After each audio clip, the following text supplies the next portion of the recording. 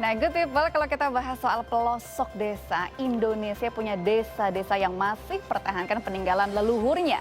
Keaslian desa-desa ini menjadi daya tarik tersendiri bagi wisatawan. Pertama kami ke Nusa Tenggara Timur. Selamat datang di Wairebo. Desa yang berada di ketinggian 1.200 meter di atas permukaan laut ini telah lama jadi primadona wisatawan lokal maupun mancanegara. Desa adat ini terkenal dengan pemandangan dan arsitektur rumah yang indah.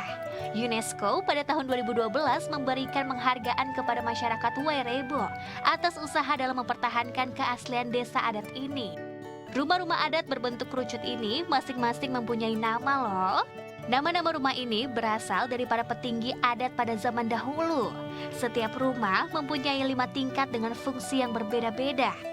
Rumah-rumah ini bertahan 19 generasi loh, keren kan?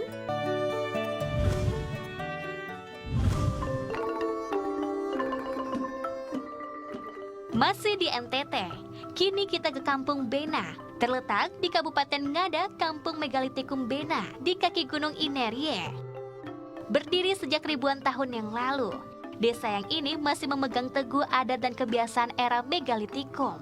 Bagaimana tidak, arsitektur pada bangunan rumah menggunakan tumpukan batu gunung yang dipadukan dengan kayu dan atap alalang. Nah, bentuk alami kampung yang berundak akan membawa good people ke zaman Megalitikum saat berkunjung ke sini.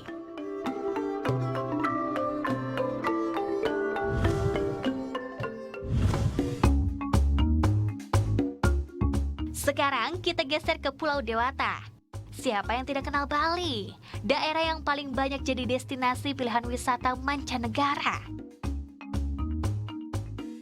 Kali ini kita akan ke desa Trunyan yang berada di Kecamatan Kintamani, Kabupaten Bangli. Desa ini berbeda dengan desa-desa lainnya di Bali karena wisatawan berkunjung untuk melihat langsung tradisi pemakaman sejak zaman leluhur yang masih dipertahankan masyarakatnya.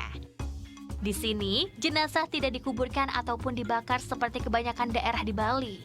Jenazah digeletakkan di atas tanah, di bawah pohon besar dan tinggi yang bernama Teru Menyan. Pohon inilah yang akan menetralisir bau tidak sedap yang muncul. Lalu mayat akan dibiarkan terurai dengan sendirinya hingga menyatu dengan tanah.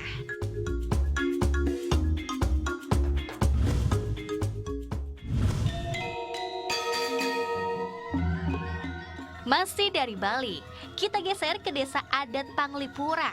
Desa yang sempat menjadi desa terbersih ketiga di dunia ini telah menerima banyak penghargaan nasional maupun internasional.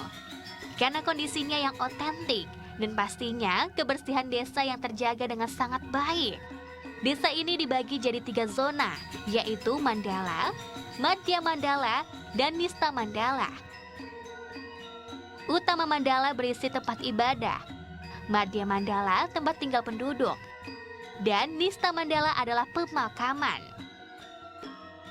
Ada beberapa peraturan unik di desa ini, yaitu tidak boleh membawa motor ataupun mobil masuk ke jalan utama desa. Peraturan ini berlaku untuk semua, termasuk warga setempat.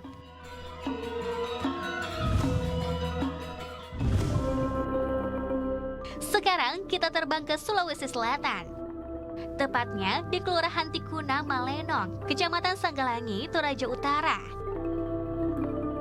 Di tempat ini terdapat salah satu wisata adat di Indonesia yang menarik perhatian wisatawan lokal maupun mancanegara. Desa Adat Katekesu. Daya tarik utama dari desa ini adalah deretan tongkonan atau rumah adat yang berbentuk seperti perahu. Diperkirakan bangunan-bangunan ini berumur ratusan tahun. Dinding bangunan penuh dengan ukiran dan tanduk kerbau. Semakin banyak dan tinggi tanduk kerbau yang dipajang, semakin tinggi pula status sosial pemilik rumah. Ada satu lagi yang menjadi daya tarik desa adat Katekesu, good people. Desa yang menjadi pusat aneka ritual suku Tanah Toraja ini mempunyai situs pemakaman atau patane. Patane yang berumur ratusan tahun merupakan situs pemakaman berupa bukit berbatu dengan sebaran tengkorak dan tulang manusia. Patung-patung yang menyerupai wajah mendiang terpasang tepat di muka pemilik masing-masing makam tersebut.